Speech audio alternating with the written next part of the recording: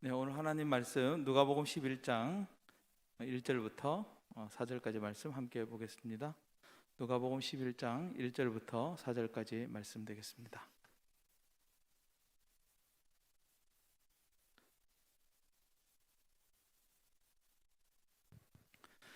우리 찾았으면 주기도문이죠. 예수님께서 가르쳐준 주기도문 본문인데요. 우리 매주 이 본문의 말씀을 함께 묵상하고 있습니다.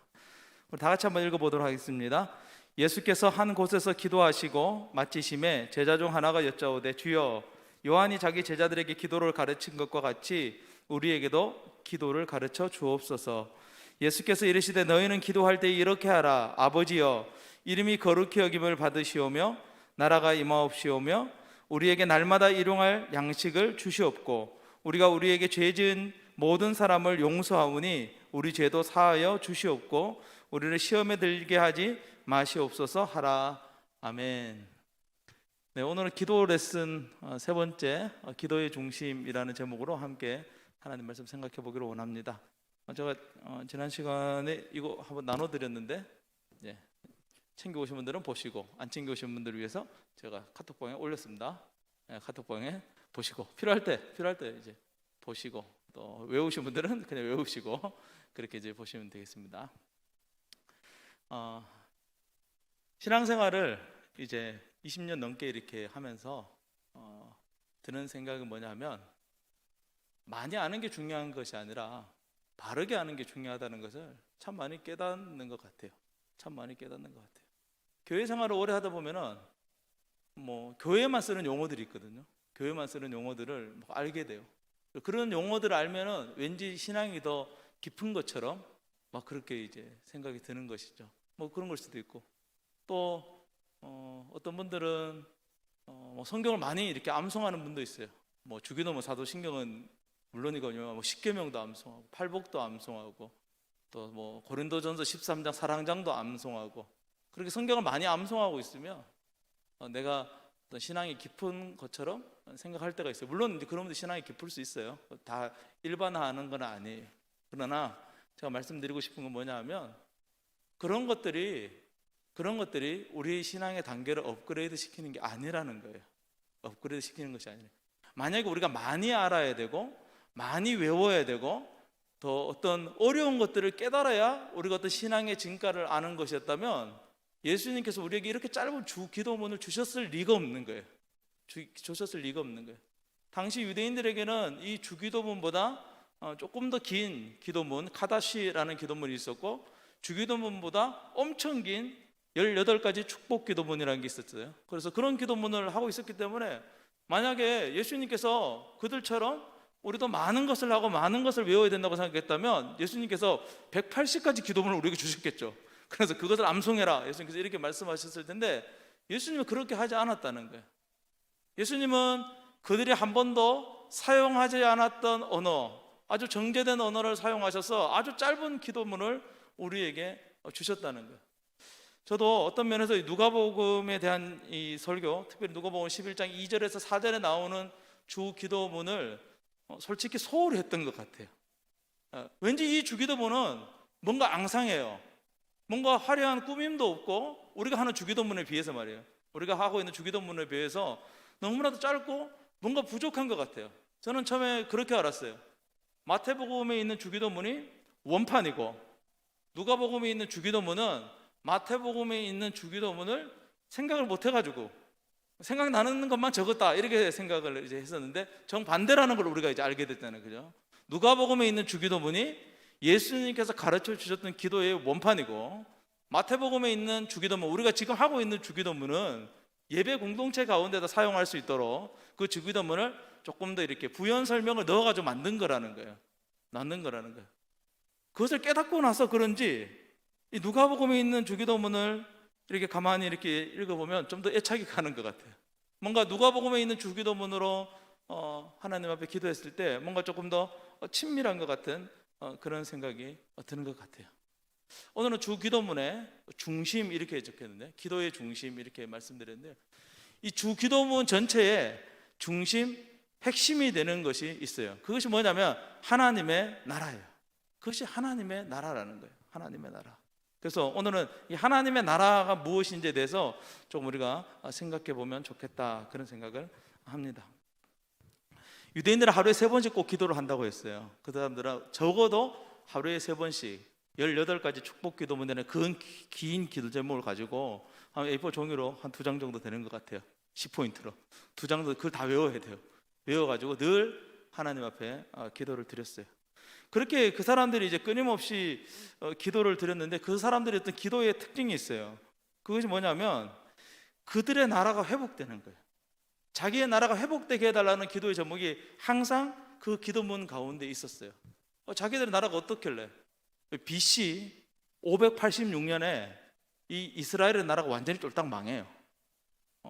586년. 그러면은 이제 AD 이제 0년부터 하면 적어도 대충 계산해도 한 400~500년 정도 되잖아요. 그죠? 400년 이상 이제 나라가 이제 없는 것이죠. 근데 AD 1세기 로마가 지배할 때까지 바벨론이, 페르시아가, 그다음에 헬라가, 그다음에 로마가 4개의 강대국들이 이 이스라엘 나라를 질근질근 짓밟는 거예요. 우리도 이제 일제 치하에 뭐 40년 정도 있었잖아요. 얘네들은 한 400년 정도 이렇게 질근질근 수탈 당하는 거예요. 그러다 보니까 이 사람들 하는 기도에는 항상 무슨 기도가 빠지지 않냐면 자기의 나라가 회복되는 것, 그것을 항상 염두에 두고 있었는 거예요. 그래서 하나님의 나라라는 개념이 유대인들에게도 있었지만, 그 사람들에게 있어서 하나님의 나라는 바로 이스라엘이라는 그 나라예요. 우리도 구약성경에 보면 이스라엘의 나라가 나오잖아요. 다윗이 세운 나라, 다윗이 왕이었던 나라, 솔로몬이 왕이었던 나라, 그 나라를 항상 생각하는 거예요. 그래서 이스라엘 사람들은 다윗의 나라를 하나님께서 회복시켜 주실 것이다, 이렇게 생각을 했던 것이죠. 아마 예수님께서 주 기도문을 그들에게 가르쳐 줬을 때도 그 사람들은 그런 기대를 가지고 있었어요. 하나님의 나라, 그의 나라, 어쩌면 예수님의 이 기도를 통해서 우리가 다윗의 나라를 회복시킬 수 있는 그런 기도가 될지도 모르겠다라는 그런 마음들이 그들에게 있었던 것이죠. 그런데 예수님이 가르쳐 주셨던 이 하나님의 나라는 다윗의 나라가 아니에요. 솔로몬의 나라가 아니라는 거예요.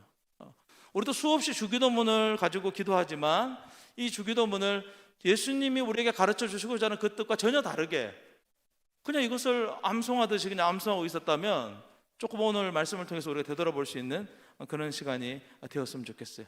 하나님의 나라에 대한 분명한 개념을 오늘 가질 수 있는 그런 시간이 되었으면 좋겠습니다. 제가 나눠드린 이 주기도문표를 보면 특별히 이제 누가복음에 있는 이제 쪽에 있는 것을 보면 하나님의 이름 부름 아버지, 그다음에 신앙 고백, 이름이 거룩히 여김을 받으시오며 나라가 임하옵시며, 그냥 한눈으로 이렇게 딱 봐도 내용이 심플해요. 그죠? 맨 왼쪽에 있는 칸이 내용이 적고 오른쪽으로 갈수록 내용이 이제 점점 풍성해지는 것들을 이제 우리가 이제 느껴지는 게 있는 것이죠. 그래서 오른쪽과 왼쪽, 누가복음에 있는 주기도문과 마태복음에 있는 주기도문은 조금 많이 다른 거예요. 그래서 누가복음에 있는 주기도문이 아주 심플해요. 그래서 누가복음에 있는 주기도문을 우리가 지금까지 배운 것들로 이제 번역을 해보면 이런 것이죠. 아빠, 당신을 찬양합니다. 당신의 나라가 임하게 하옵소서. 이게 누가복음에 나오는 기도예요. 첫 부분에 나오는 기도가 이렇게 심플하다는 것이죠. 주님께서 가르쳐준 주기도문은 예수님의 기도였어요. 예수님께서 하나님께 드리는 기도였다는 것이죠.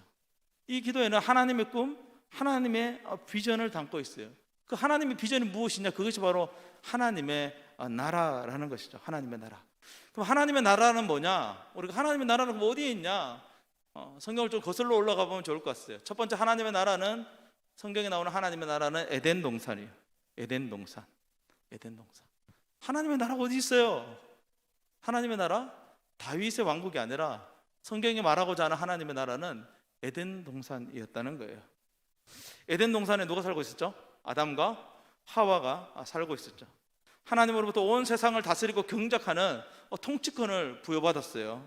그들은 하나님이 주신 통치권을 가지고 온 세상을 아름답게 만들어가고 있었습니다. 그것이 바로 하나님의 나라였어요. 그것이 바로 하나님의 나라예요. 하나님의 나라가 임하기를 구하는 기도는 바로 이 에덴의 회복을 소망하는 기도예요. 에덴의 회복을 소망하는 기도예요. 에덴 동산에 하나님의 나라인 이유가 있어요. 그것은 아담과 하와가 날마다 하나님으로부터 모든 것을 공급받는 곳이었기 때문에 에덴 동산이 하나님의 나라였다는 거예요. 하나님이 얼마나 공급해 줄까요? 한없이, 끝없이 무한히 하나님께서 공급해 주시는 거예요. 하나님께서 아담과 하와에게 야, 세상을 다스려라, 생육하고 정복해라 라고 말하면서 뭐라고 말했어요? 하나님, 네 힘으로 해라 라고 말하지 않았습니다. 내가 주는 능력으로, 내가 주는 힘으로 하라는 거예요. 하나님이 모든 것을 주시겠다는 거예요. 아담과 하와에게 모든 것을 주시겠다는 것이죠. 그래서 아담과 하와는 날마다 하나님으로부터 오는 그 힘을 공급받아서 하나님이 주시는 그 힘으로 그 일들을 감당하면 되는 거예요. 그 아담과 그 하와를 누가 만들었어요? 하나님이 만들었잖아요. 하나님의 흙으로 아담과 하와를 창조하셨어요. 아담과 하와가 눈을 딱 떠보니까 누가 있어요? 하나님이 있어요. 우리 뭐 영화에서 이렇게 보면 있잖아요. 그죠? 만화에서 보면 어떤 동물이 태어났는데, 동물이 태어나서 처음 보는 동물을 보고 뭐라 그래요? 아빠, 엄마 이렇게 부르잖아요. 그런 거 똑같은 것이죠. 아담과 하와가 창조됐어요. 창조해서 눈을 딱 떠보니까 하나님이 계시는 거예요. 이렇게 말했을까요? 당신은 누구십니까? 이렇게 말하지는 않았을 것 같아요. 당신은 나를 창조하신 분이시군요. 당신은 나의 아버지, 아빠이시거든요. 이렇게 고백을 했겠죠. 그렇게 하나님과 언제나 함께했던 아담과 하와에게는 없는 것이 있었어요. 뭐가 없었냐면 결핍이라는 게 없었어요. 그들에게 결핍이 없는 거예요. 지금 죄를 짓기 전을 말하는 거예요. 아담과 하와가 죄를 짓기 전에 없었던 것이 무엇이냐면 결핍이라는 것이 그들에게 없는 거예요. 부족한 것이 없는 거예요. 왜냐하면은 누가 그들의 공급자냐면 전능하신 창조자 하나님께서 그들의 공급자이시기 때문에 그들에게 결핍이라는 것이 없는 것이죠. 그런데 그런 아담과 하와에게 죄가 침투해 들어왔어요. 아담과 하와의 마음에 죄가 침투해 들어와서 그들의 마음에 가져다 놓은 게 뭐예요? 잠언에 나오는 질투라는 마음을 그들에게 가져다 둔 거예요. 질투라는 마음을 그들이 가져다 준 것이죠. 누구를 향한 질투? 하나님을 향한 질투라는 마음을 이제 가지고 있어요. 이 질투라는 히브리어 단어가 참 독특해요. 질투라는 이 히브리어 단어가 한면으로 보면 경외거든요. 하나님을 경외하는 거예요. 그런데 이 백지장 한 장 차이로 이렇게 딱 뒤집어 엎으면 이것이 이 질투라는 뜻으로 이렇게 바뀌는 거예요. 전혀 상반되는 뜻이 이제 나와버리는 것이죠. 마귀가 그들의 마음속에 질투라는 마음을 가져다 줬어요. 죄는 아담과 하와에게 하나님이 자신들에게 모든 것을 주시지 않고 있다는 의심을 가지게 한 것이죠. 그래서 하나님과 약속한 선악을 알게 하는 나무의 열매를 먹음으로써 그들이 에덴 동산 밖으로 쫓겨나 버렸어요. 에덴 동산 밖으로 쫓겨나 버렸어요. 에덴 동산 안에서 없었던 것이 있다고 했어요. 뭐가 없었어요? 결핍이라는 것이 없었어요. 그러나 그들이 에덴 동산에서 쫓겨남으로써 그들에게 이제 생기기 시작한 것이 무엇이냐면 결핍이라는 것이 생기는 거예요. 땀 흘리고 노동하고 그렇게 해야 너희가 먹고 살게 될 것이다 이렇게 말을 하잖아요. 그죠? 그래서 우리가 정말로 밖에 나가서 땀 흘리고 노동을 하고 막 최선을 다하면 항상 그에 합당한 대가를 받나요? 그렇지 않다는 거예요. 인간이 아무리 노력해도, 인간이 아무리 발버둥 쳐도 인간은 끊임없는 결핍의 그 고통 가운데 있게 마련인 것이죠. 하나님에 대한 공급이 끊어지면서 우리에게 일어나는 것이 바로 이 결핍이라는 거예요. 기술이 발달하고 과학이 발달하고 학문이 발달하고 교육이 아무리 발달해도 우리는 언제나 결핍에 시달립니다. 그 결핍이 우리에게 가져다 주는 게 뭐예요? 시기를 가져다 주는 거죠. 경쟁을 가져다 주는 거예요. 미워하고 질투하고 스스로 파멸을 자초해버리는 끔찍한 결과들을 가지고 오는 거예요. 이 모든 것들이 죄로 말미암은 결핍이라는 것이죠. 이 이야기를 예수님이 다른 이야기를 하셨어요. 아담과 하와 이야기를 예수님께서 신약 성경에 우리가 나중에 누가복음에서 볼 텐데 무슨 이야기로 하셨냐면 돌아온 탕자 이야기로 예수님께서 하셨어요. 똑같은 건데 다른 모양으로 설명한 거예요. 어떤 아들이 아버지 집에 있었어요. 그 아버지 집 보니까 부자예요. 부자예요. 그 아버지 먹을 것이 풍부해요. 그런데 그 아들의 마음속에 무슨 마음이 생겼어요? 내가 아버지 집에 있는 것보다 내가 받을 유산을 받아가지고 먼 나라에 가서 내가 한번 성공해 봐야 되겠다 이런 생각이 들었던 것 같아요. 그래서 아버지가 죽으면 줄 거 지금 주세요. 버르장머리 없는 놈이죠. 그래서 다 싸가지고 저 멀리 외국으로 갔어요. 그런데 그가 아버지 집에 있을 때는 결코 경험하지 못했던 것이 있어요. 그게 뭐냐면 결핍이에요. 결핍을 경험하지 못했어요. 아빠 차를 몰고 나가서 접촉사고를 냈어요. 그러면은 누가 그 문제를 해결해요? 아빠가 해결해 주는 거예요. 친구랑 싸우다가 친구 눈에 눈탱이가 밤탱이가 되도록 했어요. 누가 그걸 물어주는 거예요? 아빠가 그걸 해결해 주는 거예요. 그것이 결핍이 없는 그런 삶이었단 말이에요. 그런데 그가 아버지 집을 떠남으로써, 아버지 집을 벗어남으로써, 외국으로 감으로써 그에게 문제가 생겨났어요. 돈이 떨어졌어요. 돈이 떨어지니까 무슨 일이 발생해요? 그것을 공급해 주는 사람이 없어. 더 이상 결핍의 문제가 발생한 거예요. 결핍의 문제가 발생. 그 결핍의 문제를 해결할 수 있는 유일한 방법이 뭐였어요? 아버지 집으로 돌아오는 거였다는 거예요. 돌아오는 거예요. 인간이 죄로 말미암아 에덴 동산에서 쫓겨나 버렸단 말이에요. 에덴 동산을 쫓겨나 버린 우리에게는 결핍이라는 것이 있는데, 우리가 이 결핍의 문제를 해결하려면 어디로 돌아가야 된다는 거예요? 에덴 동산으로 돌아가야 된다는 거예요. 에덴 동산으로 돌아가야 된다는 거예요. 에덴 동산에서 누가 쫓아냈어요? 내가 내 발로 걸어 나온 것이 아니에요. 하나님은 우리를 쫓아내 버렸어요. 그러면 우리가 다시 에덴 동산으로 돌아가려면 누가 그곳으로 인도해야 돼요? 하나님이 그곳으로 우리를 인도해야 된다는 거예요.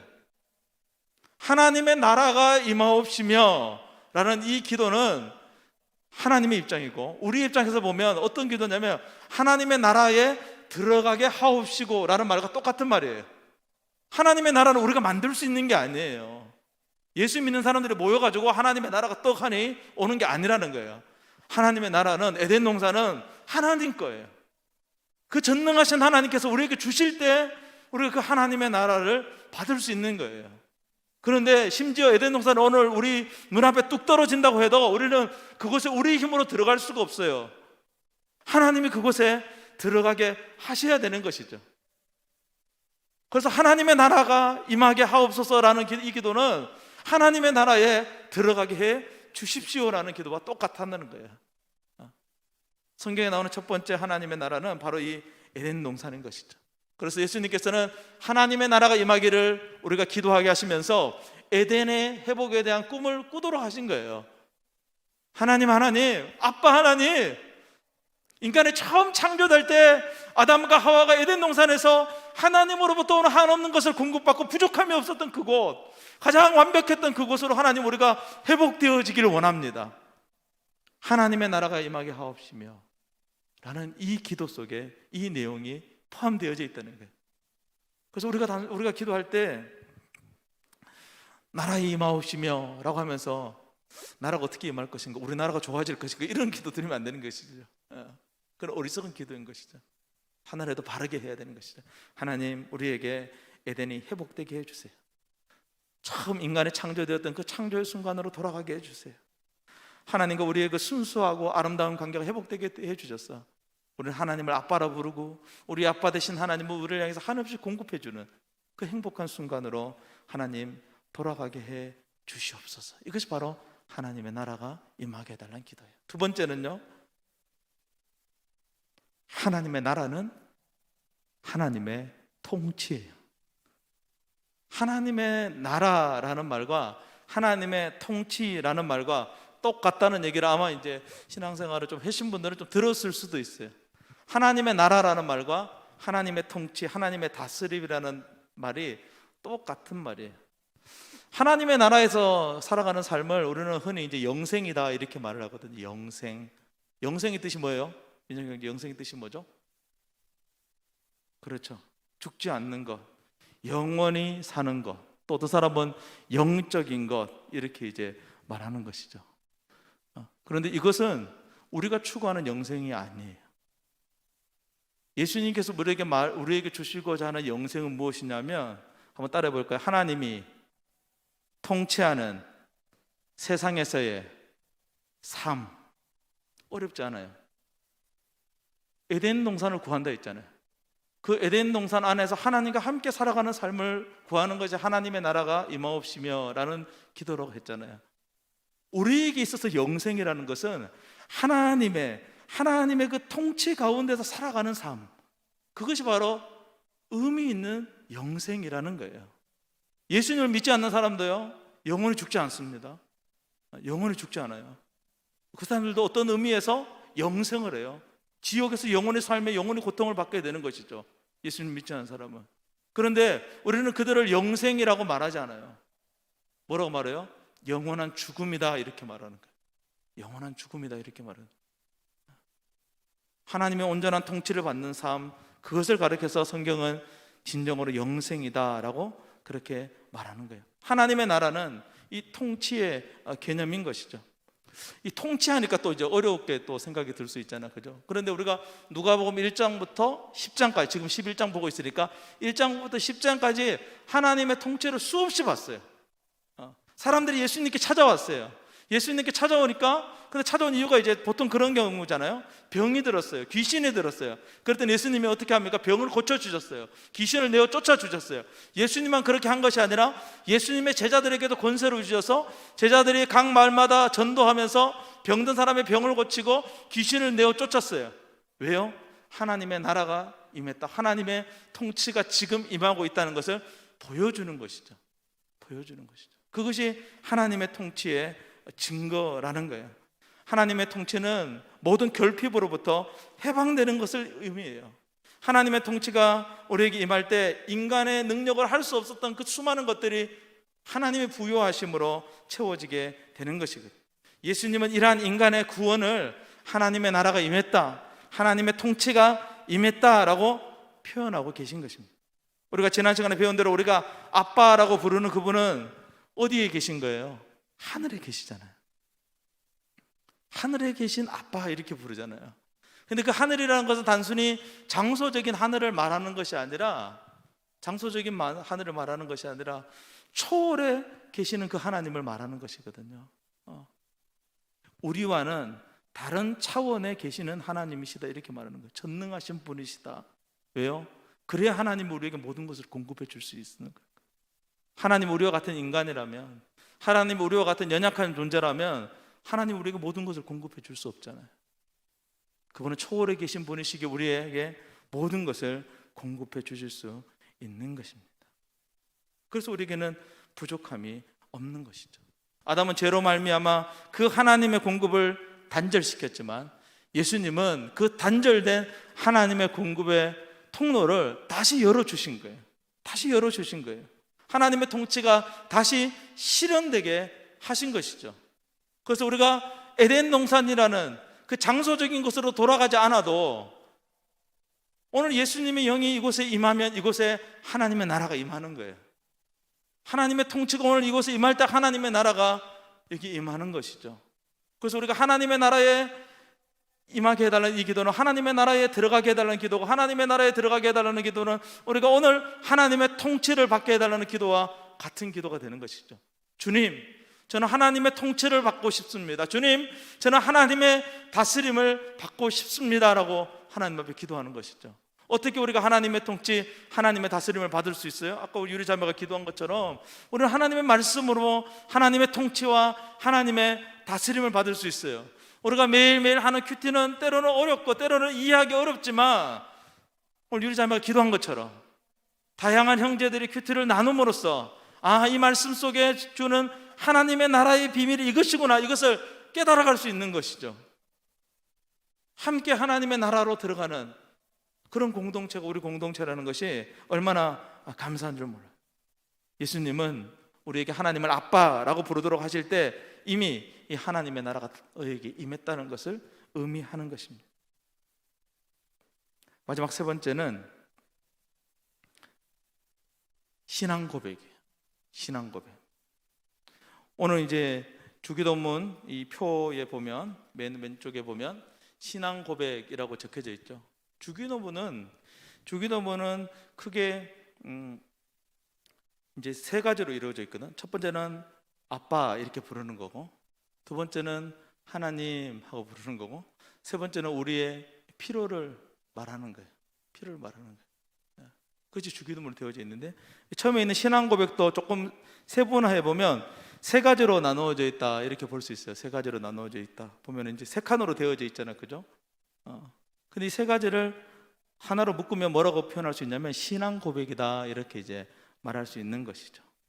첫 번째 신앙 고백이 뭐예요? 이름이 거룩히 여김을 받으시오며 라는 거예요. 이름이 거룩히 여김이 받으시오며, 하늘에 계신 우리 아버지 이름이 거룩히 여김을 받으시오며 라는 이 말, 이거 전체를 하나의 덩어리로 우리가 바라볼 수 있습니다. 아버지, 아빠라는 말을 부연 설명하는 것이죠. 아빠는 어떤 분이에요? 하늘에 계신 분이세요. 그 아빠는 어떤 분이에요? 이름이 거룩히 여김을 받으시기에 합당한 분이라는 거예요. 왜냐하면 그분은 우리의 창조주고 우리를 통치하시는 분이고 우리의 공급자이시기 때문에 그분의 이름은 거룩히 여김을 받아야 된다는 것이죠. 우리가 하나님을 향하여 나아갈 때 항상 먼저 있어야 할 것은 그분의 이름을 찬양하는 거예요. 이름이 거룩히 여김을 받으시오며 라는 것은 하나님을 향한 찬양의 고백이에요. 그런데 이 찬양을 하기 전에 먼저 있어야 되는 게 아빠라는 고백이라는 거예요. 아빠라고 부를 수 있을 때 그 감격을 가지고 하나님을 자연스럽게 찬양하게 되는 것이죠. 두 번째 신앙 고백은 나라가 임하옵시며예요. 나라가 임하옵시며, 지금 주기도문 순서대로 하고 있는 거예요. 하늘에 계신 우리 아버지여 이름이 거룩히 여김을 받으시오며 나라의 임하옵시며. 이 나라의 임하옵심에 대해서 오늘 제가 앞에서 충분히 여러분들에게 설명을 드렸습니다. 나라의 임하옵시며, 나라가 우리에게 임하는 것, 그것은 우리의 힘으로 되는 것이 아니라 하나님의 은혜로 되어진다는 거예요. 은혜로 되어진다. 우리가 예수님을 구한다고 해서 예수님이 오는 것이 아니라 예수님이 오셔야 되는 거예요. 근데 그 예수님이 어떻게 오셔요? 한없는 은혜로 우리에게 오신다는 것이죠. 오신다는 것이죠. 이 두 번째 나라의 임하옵시며라는 이 두 번째 고백이 이 주기도문의 핵심이에요. 이건 뭐 신학적으로 중심청원 이렇게 말해요. 중심청원, 가장 핵심이 되는 청원이다 이렇게 말을 하거든요. 아빠라는 말을 예수님이 처음 사용하셨다고 말씀했던 것처럼 이 하나님의 나라라는 이 말도 예수님이 처음 사용했어요. 아빠라는 개념은 있었어요. 그러나 아빠라는 용어를 예수님이 처음 사용하셨어요. 하나님의 나라라는 개념은 있었어요. 그러나 하나님의 나라라는 이 단어 자체를 사용하신 분은 예수님 그분이시라는 거예요. 독특한 기도인 것이죠. 예수님은 우리에게 하나님의 나라를 주기 위해서 오셨어요. 사람들은 어려움부터 하나님의 나라를 소망했지만, 다윗의 나라가 회복되는 것이 하나님의 나라라고 생각했지만, 예수님은 아니라는 거예요. 정말 하나님의 나라, 우리가 하나님이라고 부르는 그분의 통치, 절대 회복할 수 없을 것 같은 그 에덴의 회복이 이 땅 가운데 일어나게 될 것이다 라는 것을 예수님은 우리에게 가르쳐 주고 있는 거예요. 그래서 그것을 위해서 너희가 기도하라는 것이죠. 아담과 하와가 에덴 동산에서 하나님으로부터 모든 것을 다 공급받았어요. 그들이 모든 것을 다 공급받았다는 것의 의미가 뭐냐면 그들이 하나님의 상속자라는 것을 의미해요. 그것을 예수님께서는 돌아온 탕자의 비유를 통해서 그 상속자에 대한 비유를 구체적으로 말씀해 주셨어요. 얼마나 대단한 거예요. 우리가 누구의 상속자예요? 하나님의 상속자라는 거예요. 하나님의 상속자라는 거예요. 그래서 우리가 이제 다음 주부터 이렇게 청원에 대해서, 우리의 필요한 청원들에 대해서 이제 하나하나 살펴볼 텐데, 우리는 충분히 하나님께 모든 것을 구할 수 있는 자격이 있는 사람인 거예요. 그리고 그것을 구함으로써 누려야 되는 것이 우리의 삶이에요. 구하지 않고 누리지 않는 것은 오히려 하나님의 은혜를 배은망덕하게 하는 것이죠. 우리는 하나님의 상속자라는 거예요. 그래서 감히 기도할 수 있는 것이죠. 하나님의 나라가 이곳에 임하게 하시고 내가 하나님의 나라에 들어가게 하셔서 내가 하나님으로부터 모든 것을 다 누릴 수 있도록 하나님 우리에게 복을 내려 주시옵소서 라는 기도를 감히 할 수 있는 거예요. 그것도 심지어 하나님을 뭐라고 부르면서요? 아빠라고 부르면서 할 수 있는 것이죠. 이건 진짜 말로 표현할 수 없는 엄청난 기도인 거예요. 세 번째 고백은 뜻이 하늘에서 이룬 것 같이 땅에서도 이루어지이다. 누가복음에는 생략되어져 있어요. 왜요?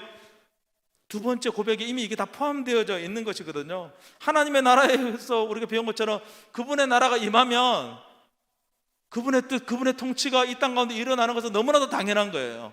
오늘 우리가 예배하는 곳에 하나님의 나라가 임하면 하나님의 통치가 우리 안에 일어나는 것은 너무나도 당연한 것이죠. 우리가 하는 주기도문에 이것을 하나하나 기록해 놓음으로써 우리가 주기도문을 기도할 때마다 하나님의 나라에 대한 소망을 갖도록 예수님께서 우리에게 말씀하고 있어요. 하나님의 나라에 대한 다양한 이해들이 있습니다. 제가 한번 정리해 보니까 한 7가지로 될 것 같아요. 첫 번째, 하나님의 나라는 은혜로 주어진다. 하나님의 나라는 은혜로 주어진다는 거예요.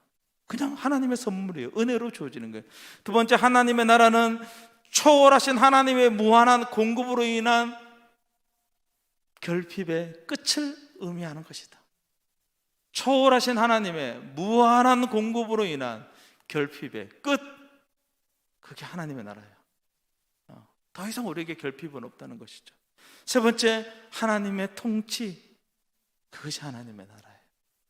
네 번째, 영생은 뭐라 그랬어요? 단순히 영원히 살아가는 삶이 아니라 하나님의 통치를 받는 삶, 그것이 바로 영생이라는 것이다. 다섯 번째, 우리는 하나님의 상속자가 되는 것, 그것이 하나님의 나라를 구하는 기도예요.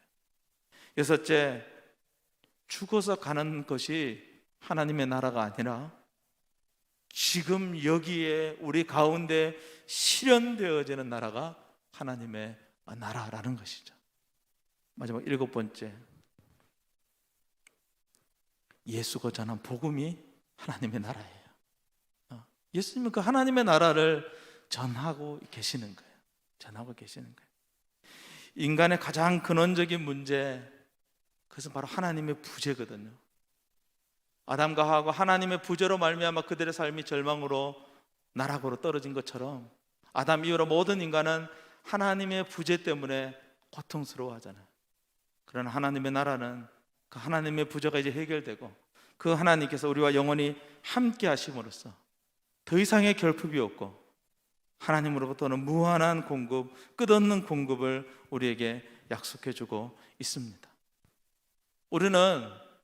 우리가 원하지 않고 이중 국적자예요.